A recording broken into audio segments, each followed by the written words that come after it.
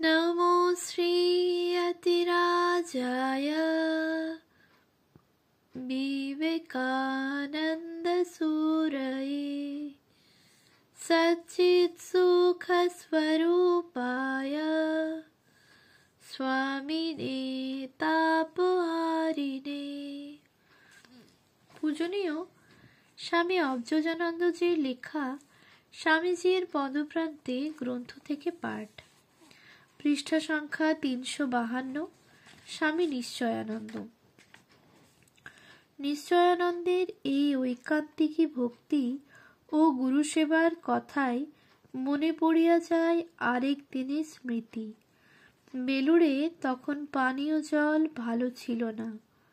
স্বামীজির জন্য বরাহনগরে একটি বিশেষ নলকূপের জল তখন প্রতিদিনই আনিতে হইত, আর নিত্য ওই কাজটি নিশ্চয়ানন্দই সানন্দে করিতেন। একদিন জল ভরা কলসি লইয়া গঙ্গা পার হইয়া তিনি মঠে প্রবেশ করিতেছেন। পথে একজন পাশ্চাত্য মহিলা ভক্তের সঙ্গে দেখা। বিদেশিনী মহিলাটি তাহাকে সহানুভূতি জানাইতে বলিলেন, well Swami, why don't you engage one servant to fetch the water? আচ্ছা স্বামী, তুমি কেন একজন লোক নিযুক্ত করো না এই জল বহনের জন্য? একনিষ্ঠ গুরুভক্তি এই অযাচিত সহানুভূতিতে প্রচণ্ড আহত হইল। রুষ্ট নিশ্চয়ানন্দ মাত্র একটি কথায় জবাব দিয়াছিলেন, you are a foolish lady. নির্বোধ মহিলা। মহিলাটি তরুণ সন্ন্যাসীর কাছে ওইভাবে তিরস্কৃত হইয়া অত্যন্ত অভিমান ভরে স্বামীজির নিকটে গিয়া অভিযোগ জানান। বলেন, স্বামীজি, আমি কি এমন অন্যায় বলিয়াছি যাহার জন্য তোমার ওই ছোকরা শিষ্যটি আমাকে ফুলিশ লেডি বলিয়া ভৎসনা করিল? স্বামীজি ক্ষুব্ধ শিষ্যাকে সস্নেহে বুঝাইয়া দিয়াছিলেন, ইহা ভারতবর্ষ, গুরুসেবাকে এখানে প্রধান ধর্মসাধন বলে মনে করা হয়। সাধন নিষ্ঠাতে আঘাত লাগাতেই নিশ্চয়ানন্দ ঐরূপ রূঢ় বাক্য তোমাকে বলিয়াছে।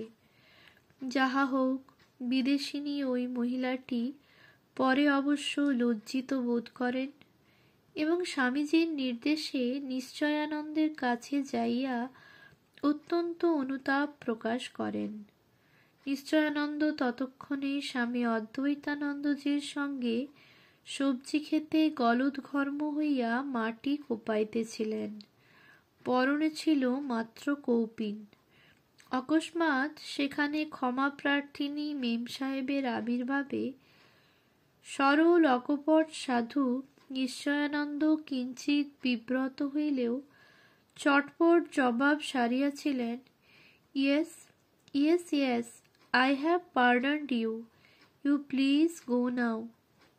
হা হা, আমি মার্জনা করিয়াছি, আপনি দয়া করিয়া এখান হইতে চলিয়া যান। নিশ্চয়ানন্দের জীবন ছিল একান্তভাবেই বিবেকানন্দ গতপ্রাণ। মাঝে মাঝে উহার বাহ্য দোতনা এরূপ হইত যে তাহাকে রামগতপ্রাণ শ্রী মহাবীরেরই সুযোগ্য উত্তরসাধক বলিয়া মনে হইত। একবার একটি কাণ্ড ঘটে ভক্তভৈরব মহাকবি গিরিশের ভবনে। নিশ্চয়ানন্দ গিয়াছেন গিরিশবাবুর বাড়িতে। সেখানে লাটু মহারাজও স্বামী অদ্ভুতানন্দজি উপস্থিত ছিলেন। তখনও পর্যন্ত নিশ্চয়ানন্দের সঙ্গে লাটু মহারাজের চাক্ষুষ পরিচয় হয় নাই। গিরিশবাবু তাহার স্বভাবসিদ্ধ আমোদপ্রিয়তার বশে লাটু মহারাজের সহিত নিশ্চয়ানন্দের পরিচয় করাইয়া দেন, এই বলিয়া, এই দেখ স্বামীজির এক সেপাই চেলা। লাটু মহারাজও কম রসিক ছিলেন না। তিনিও রগড় জমাইবার জন্য বলিয়া বসিলেন, আরে সব হুজুগ, ছোঁড়া লোক পেলে না, শেষে কিনা স্বামীজিকে গুরু বানালে। নিশ্চয়ানন্দের দিকে ফিরিয়া একটু ব্যঙ্গ মিশ্রিত স্বরে বলিতে থাকেন, তুমি স্বামীজির চেলা বনেছ। স্বামীজি সম্বন্ধে তুমি কি জানো? তুমি কি এমন দেখলে তার মধ্যে? তুমি গুরু করার আর লোক পেলে না? নিশ্চয়ানন্দ উত্তেজনায় ফাটিয়া পড়িলেন। কটমট দৃষ্টিতে লাটু মহারাজের মুখের দিকে তাকাইয়া সরোষে জিজ্ঞাসা করিলেন, आप किसको गुरु बनाया? आपने गलती किया जो स्वामी जी को गुरु नहीं बनाया। এদিকে গিরিশবাবু মুচকি হাসিয়া নাটকটি উপভোগ করিতেছেন। যাহা হোক, নাটক বেশি দূর গড়াইতে পারে নাই। গিরিশবাবু লাটু মহারাজের পরিচয় প্রকাশ করিয়া ফেলেন।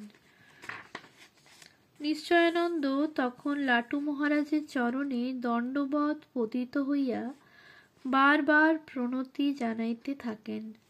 লাটু মহারাজও প্রণত নিশ্চয়ানন্দের পিঠ চাপড়াইয়া বলেন, হ্যাঁ, গুরুর যোগ্য চেলাই বটে।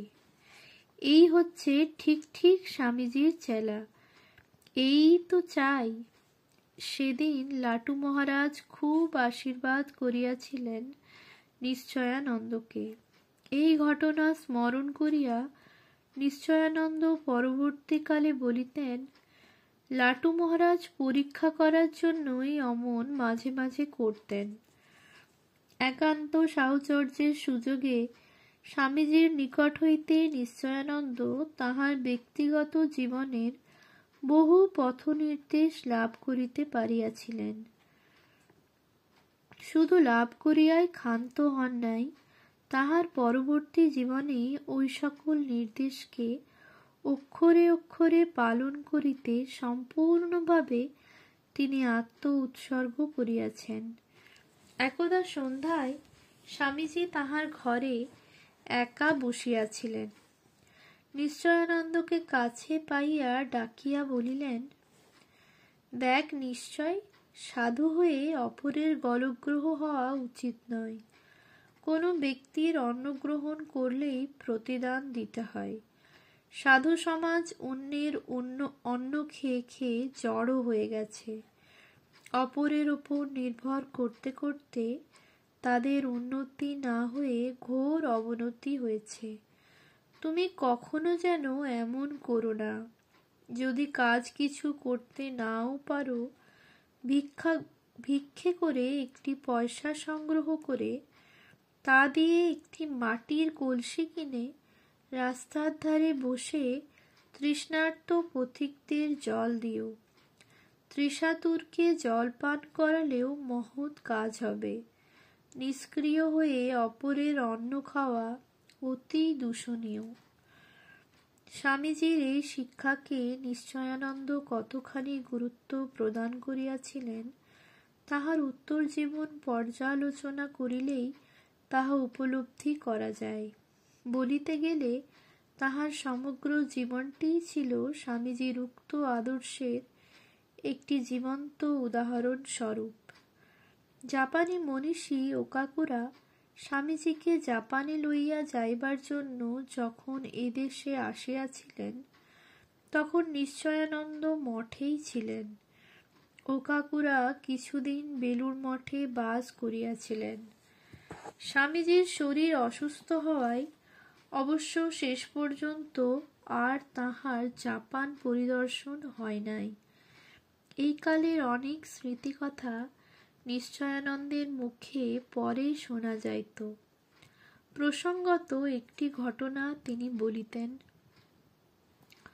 একবার কয়েকজন জাপানি প্রতিনিধি মঠে আসিয়া স্বামীজির নিকট প্রস্তাব করেন যে তাহাকে জাপানে লইয়া যাইবার জন্য তাহারা বড়ই আগ্রহশীল এবং তাহার যাবতীয় ব্যয়ভার জাপান সরকার সানন্দে বহন করিবেন। শুধু স্বামীজির ব্যক্তিগত খরচই নহে, তাহার অভিপ্রায় মতো ভারতের যে কোনো কার্যের জন্য জাপান সরকার অর্থ সাহায্য করিতে প্রস্তুত, যদি তিনি সরকারের নিয়ন্ত্রণ অধীনে সকল কার্য করেন। স্বামীজি জাপানিদের এই প্রস্তাবে খুব ক্ষুব্ধ হইয়াছিলেন এবং সরাসরি তাহাদিগকে জানাইয়া দিয়াছিলেন, আমি যাব না। তাহার এই অসম্মতির কারণ জিজ্ঞাসিত হইলে নিশ্চয়ানন্দকে সেদিন স্বামীজি বলিয়াছিলেন, দেখ নিশ্চয়, বিবেকানন্দ কি বাজারের জিনিস যে টাকা দিয়ে কিনতে পারা যায়?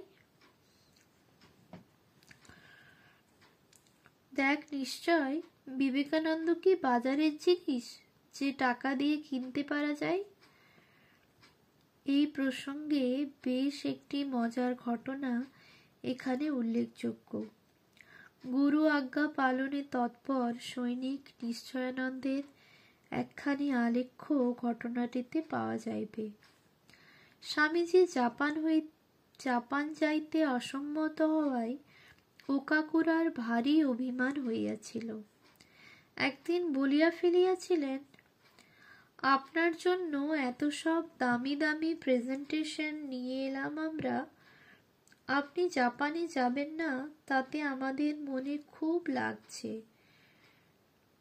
স্বামীজি দামি দামি প্রেজেন্টেশনের কথা শুনিয়াই তৎক্ষণাৎ বলিয়া উঠেন, ডাক তো সেপাইকে, এইসব দামি দামি কি সব ছাইভস্য জাপান থেকে এনেছে, এগুলো সব গঙ্গায় ফেলে দিয়ে আসুক। ব্যাস, নিশ্চয়ানন্দ আসিয়াই জো হুকুম বলিয়াই জাপান হইতে আনিত উপহার দ্রব্যগুলি তুলিয়া লইয়া গঙ্গায় ভাসাইতে ছুটিলেন। কিন্তু সহসা পথে বাধাপ্রাপ্ত হইলেন শরৎ মহারাজের কাছে। শরৎ মহারাজ তাহাকে নিরস্ত করিতে বলিলেন, আরে থাম থাম, এমন সব ভালো ভালো জিনিসগুলো গঙ্গায় ফেলে দিস না। নিশ্চয়ানন্দ গর্জিয়া উঠিয়াছিলেন, ইয়ে নেহি হো সকতা, आप आइए, आप जाइए, स्वामी जी को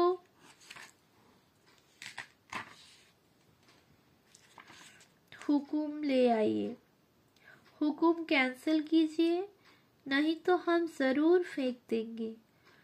অগত্যা স্বামী শরৎ মহারাজ স্বামীজির কাছে যাইয়া কি বুঝাইলেন। স্বামীজি বোধহয় বলিয়াছিলেন, ওরা ওদের জিনিস নিয়ে যাক, নতুবা গঙ্গাতেই যাবে ওসব। যাহা হোক, শেষ পর্যন্ত মূল্যবান উপঢৌকন সামগ্রীগুলির আর গঙ্গা প্রাপ্তি হয় নাই। ঘটনাটিতে নিশ্চয়ানন্দের একনিষ্ঠ আজ্ঞাবহতা এবং যুগপৎ দৃঢ় ও সরল চরিত্রের ছবিটি যেমন পরিস্ফুট, তেমনি তাহার অসাধারণ গুরুর অসামান্য ত্যাগ ও কঠোর সন্ন্যাস আদর্শও অপূর্ব ব্যক্ত হইয়াছে। সৈনিক সুলভ তেজ ও আনুগত্য নিশ্চয়ানন্দের চরিত্রে যুগপৎ প্রকাশ থাকিয়া তাহার জীবনকে বড়ই বিশেষত্ব মণ্ডিত করিয়াছিল।